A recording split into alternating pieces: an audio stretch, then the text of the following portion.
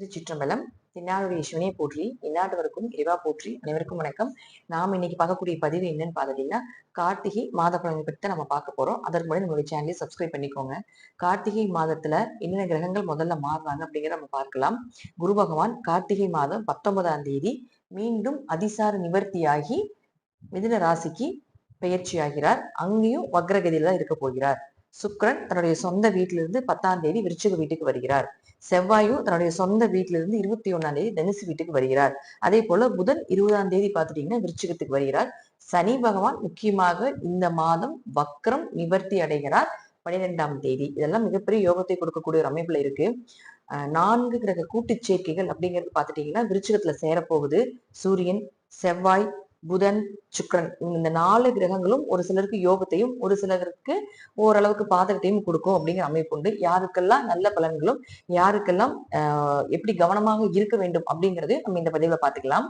சிம்ம ராசிக்கு உண்டான கார்த்திகை மாத பலன்களை பத்தி பார்க்கலாம். சிம்ம ராசி ராசி அதிபதி அருமையாக 4ஆம் இடத்துல வந்து அமர போகிறார்.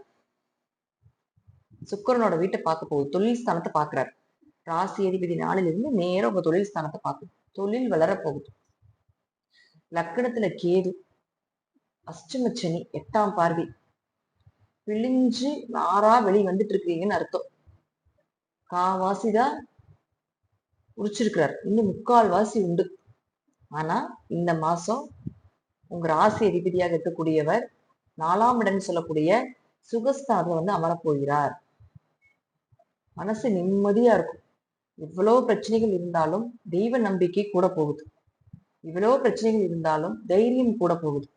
வருவதை பார்த்து கொள்ளலாம். ஏதோ ஒரு வகையில் ஒரு சந்தோஷங்கள் கிடைக்க போகுது இந்த மாசம். ஒரு மனசு பக்குவம்னு சொல்லுவோம் இல்லைங்களா, அந்த பக்குவம் அப்படிங்கிறது நிச்சயமா கிடைக்கும். இதுலயும் நிம்மதி கிடைக்க போகுது. ஏதாவது ஒரு வகையில பார்த்துட்டே உங்களுக்கு பிரச்சனைகள் எல்லாமே தீரப்போகுது.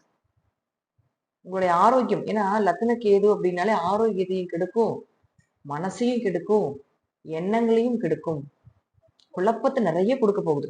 ஆனா இது என்ன பண்ணா ராசிதிபதி 4 இருக்கும், அந்த குழப்பங்கள் எல்லாமே விலக போகுது. ஒரு தீர்வு கிடைக்க போகுது. தெளிவா குழம்ப போறீங்கன்னு அர்த்தம். கசகசன்ட்டு இது அப்படி இப்படின்னு இருக்கிறத விட தெளிவாக ஒரு விஷயத்த குழம்பி அதுக்கு என்ன ரிசல்ட்டோ அதை கரெக்டா கொடுக்க போகுது இந்த மாசம். அடுத்தது 2 மற்றும் 11ஆம் அதிபதியாக இருக்கக்கூடிய புதன் பகவான், அவரும் 3ஆம் வீட்டுல இருக்கார். அடுத்தது 4ஆம் வீட்டுக்கு வரப்போகிறார். அப்போ முயற்சிகள் எல்லாமே சக்சஸ் ஆகுது. அதனால நீங்க செஞ்சு வச்ச விஷயங்கள் எல்லாமே தடையாகுது.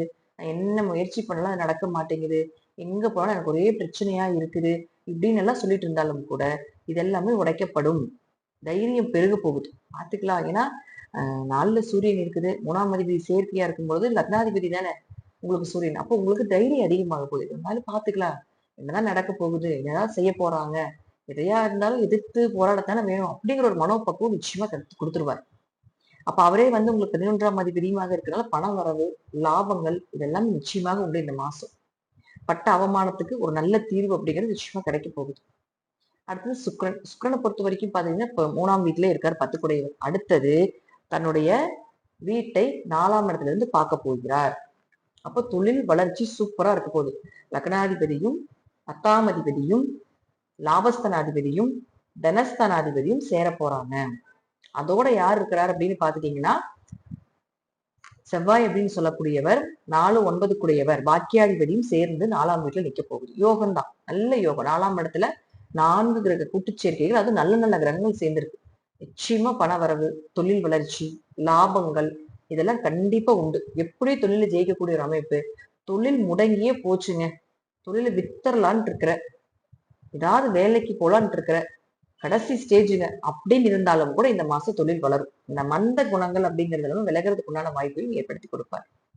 அடுத்தது குரு பகவான். குரு அப்படின்னு சொல்லக்கூடிய பாத்துட்டீங்கன்னா வக்கரகதி அடைகிறார் 11ஆம் வீட்டுல. எப்படி லாபத்தை கொடுத்துருவார். 8 குடையவரும் 5 குடையவரும் வக்கரம் ஆகும் பொழுது ஏதோ ஒரு வகையில லாபங்கள், பொருளாதார வளர்ச்சி இதெல்லாம் உண்டு. கொஞ்சம் குழந்தைகள் கிட்ட கொஞ்சம் கவனமா இருந்துக்கணும். குழந்தைகள் ரீதியான விஷயத்துல கொஞ்சம் கவனமாக இருந்து செயல்படுத்திக் கொள்வது என்பது நல்லது. அது வக்கரமாக இருக்கிறதுனால. அடுத்தது சனி பகவான். சனி பகவானை பொறுத்த வரைக்கும் பாத்துட்டீங்கன்னா உங்க ராசிக்கு அவர் யார் அப்படின்னா 6 மற்றும் 7ஆம் அதிபதி. அவரும் 12ஆம் தேதி வக்ரம் நிவர்த்தி ஆகிறார். அப்ப கடன் விலகிறதுக்கு உண்டான வாய்ப்புகள், நோய் விலகிறதுக்கு உண்டான வாய்ப்புகள், நல்ல வேலை வாய்ப்புகள் கிடைக்கிறது. 6 குடையவர் 8ல் போய் மறையக்கூடிய காலகட்டங்கள் விபரீதமாக ராஜயோகத்தை ஏற்படுத்தி கொடுக்கக்கூடிய ஒரு அமைப்புகள், திருமணம் சார்ந்த விஷயத்துல இருந்த தடைகள் எல்லாமே விலகிறது. இதெல்லாம் இந்த மாசம் வந்து வியாபாரம் பண்ணிட்டு இருக்கக்கூடிய நபர்களாக இருந்தால் வியாபாரம் நல்ல செழிப்பா இருக்கு இந்த மாசம். இதெல்லாம் சனி வக்ரமாக இருக்கக்கூடிய ஜாதகர்களுக்கு 12ஆம் தேதி வரைக்கும் இந்த பலன். வக்ரம் இல்லாத ஜாதகர்களுக்கு 12ஆம் தேதிக்கு மேல இந்த பலன் அப்படிங்கிறது நிச்சயமாக ஏற்படுத்தி கொடுப்பார். அப்போ சிம்மத்துக்கு லக்னாதிபதி நல்லா இருக்கக்கூடிய சூழ்நிலைகள்னால முடிந்த அளவுக்கு 20ஆம் தேதிக்குள்ளேயே உங்களுடைய சுய தேவைகளை எல்லாமே பூர்த்தி பண்ணிக்கோங்க. உங்களுக்கு வேணுங்கிற விஷயம், உங்களுடைய சந்தோஷங்கள் இது எல்லாமே 20ஆம் தேதிக்குள்ள நடந்துவிடும். ஜாதகத்துல தசாபுத்திகள் நல்லா இருந்துட்டா நான் சொல்வதை விட இன்னுமே நல்ல நல்ல பலன்கள் எல்லாமே நடப்பதற்குண்டான அதீத வாய்ப்புகள் உண்டு. நன்றி. மீண்டும் ஒரு நல்ல பதிவை சந்திக்கலாம். திருச்சிற்றம்பலம், தில்லையம்பலம், ஸ்ரீ நரசிம்மர் திருவடிகளே சரணம்.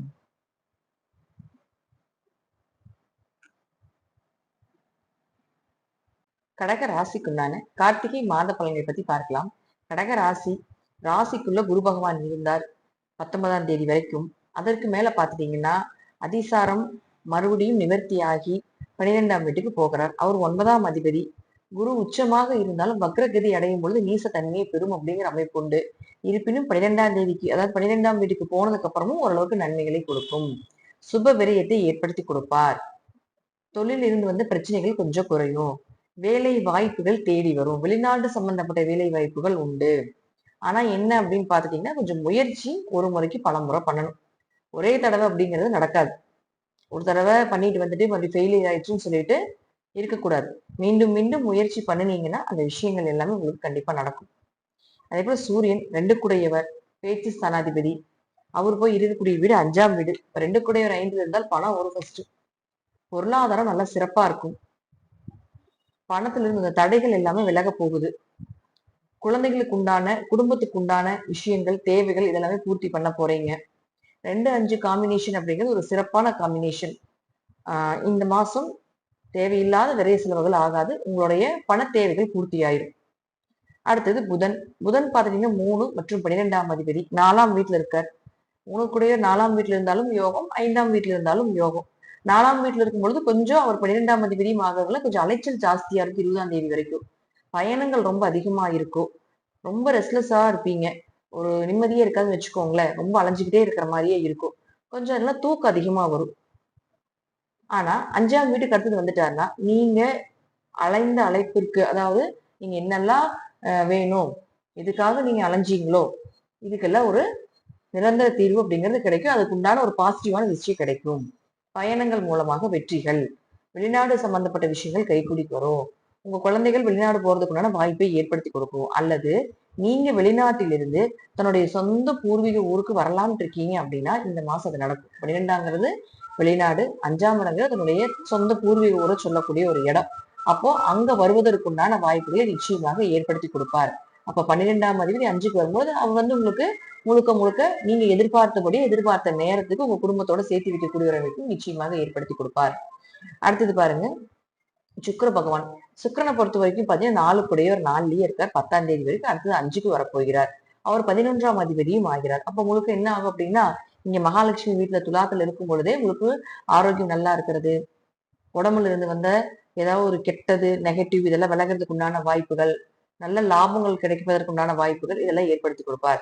அடுத்து 5ஆம் வீட்டுக்கு வந்தாலும் குரு பார்வைக்கு வந்துருவார். அப்ப அதீத லாபங்கள் கிடைப்பது, வீடு மனை சொத்துக்கள் சார்ந்த விஷயங்கள் உங்களுக்கு சாதகமாக இருப்பது, ஒரு இடமாற்றம் பண்ணக்கூடிய ஒரு அமைப்பு இதெல்லாமே ஏற்படுத்தி கொடுப்பார். அடுத்தது செவ்வாய். செவ்வாயை பொறுத்த வரைக்கும் பாத்துட்டீங்கன்னா உங்க ராசிக்கு 5 மற்றும் 10ஆம் அதிபதி. 5 குடையவரும் 10 குடையவருமான செவ்வாய் தன்னுடைய சொந்த வீட்டிலேயே இருக்காரு 21ஆம் தேதி வரைக்கும். 5 குடையவர் 5 இருந்தா குலதெய்வம் உங்க கூட இருக்குதுன்னு அர்த்தம். குல தெய்வத்தினுடைய அனுகிரகம் இந்த மாசம் அதிகமா உங்களை பார்க்க போகுது. அந்த குலதெய்வம் உங்களை கண் விழித்து பார்க்க போகுது அப்படிங்கிறத அமைப்பு. அது மட்டும் இல்லாம குழந்தைகள் சார்ந்த விஷயங்கள் சக்சஸ் ஆகுது. கலைத்துறை, இசைத்துறை இதுல இருக்கக்கூடியவர்களுக்கு எல்லாமே பாத்தீங்கன்னா ரொம்ப சிறப்பான அமைப்பாக இருக்கும். அப்ப அவரே 10ஆம் அதிபதியும் ஆகிறதுல தொழில் நல்லா வளரப்போகுது. தொழில் இருந்து வந்த பிரச்சனைகள் எல்லாமே குறையறதுக்குண்டான அதிக வாய்ப்புகள் உண்டு. முழுக்க முழுக்க பாத்துட்டீங்கன்னா உங்களுக்கு நல்ல கர்மா வேலை செய்யறதுக்கான ஒரு வாய்ப்பை நிச்சயமாக ஏற்படுத்தி கொடுப்பார். அடுத்தது சனி பகவான் வக்ர நிவர்த்தி ஆகிறார். அப்போ சனி பகவான் யார், உங்களுக்கு 6, 7 குடையவராகி வக்ர நிவர்த்தி பெறப்போகிறார். அப்ப முழுக்க முழுக்க கடன் சார்ந்த விஷயங்கள் விலக போகும். அடுத்தது சனி பகவான். சனி பகவான் யாருன்னு பாத்துட்டீங்கன்னா 7 மற்றும் 8ஆம் அதிபதி. திருமணம் சார்ந்த விஷயங்கள் எல்லாமே கைக்கூடி வரப்போகுது. ஏன்னா வக்ர நிவர்த்தி ஆக போகிறார் 12ஆம் தேதியிலிருந்து.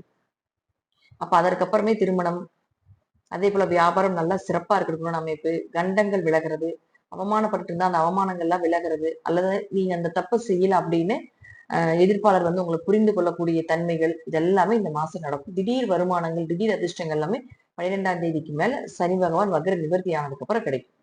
சனி வக்ரமாக இருந்தால் இதெல்லாமே ஒரு 12ஆம் தேதிக்கு முன்னாடியே வைத்துக் கொள்ளுங்கள். சனி வக்ரமில்லாத ஜாதகங்களாக இருந்தால் 12ஆம் தேதிக்கு மேல இந்த பலன் எல்லாமே உங்களுக்கு நன்மைகளை கொடுக்கும் அப்படிங்கிற அமைப்பு தான் சொல்லுது. இப்போ கடகராசிக்கு பார்த்துட்டீங்கன்னா இந்த மாதம் 5ஆம் வீட்டில் 4 கிரகங்கள் சேர்றாங்க. மிக யோகம், மிக யோகம். 5ஆம் இடங்கிற அதிர்ஷ்டம். அதிர்ஷ்டஸ்தானாதிபதி அதிர்ஷ்டத்திலேயே இருக்கிறது மிகப்பெரிய யோகம். அதை விட இதெல்லாம் வந்து எப்பயாவது தான் நடக்கும். வருஷத்துக்கு ஒரு தடவை, 2 வருஷத்துக்கு ஒரு தடவை இந்த மாதிரி ஒரு சூழ்நிலைகள் தான் நடக்கும். இந்த கிரக கூட்டணிகள் அது 5ஆம் வீட்டுல. சோ வந்து இதெல்லாம் பயன்படுத்திக்கோங்க. குலதெய்வத்தை நல்லா வணங்கும் பொழுது ஏதோ ஒரு விஷயம் உங்களுக்கு சக்சஸ் ஆகிறதுக்கு உண்டான வாய்ப்பு நிச்சயமா ஏற்படுத்தி கொடுப்பார். இதெல்லாம் ஜாதகத்துல தசாபுத்திகள் நல்லா இருந்தா நான் சொல்வதை விட இனிமே நல்ல நல்ல பலன்கள் எல்லாமே நடக்கிறதுக்கு அதீத வாய்ப்புகள் உண்டு. நன்றி. இனி ஒரு நல்ல பதில சந்திக்கலாம். திருச்சிற்றம்பலம், தில்லையம்பலம், ஸ்ரீ நரசிம்மர் திருடிகளை சரணம்.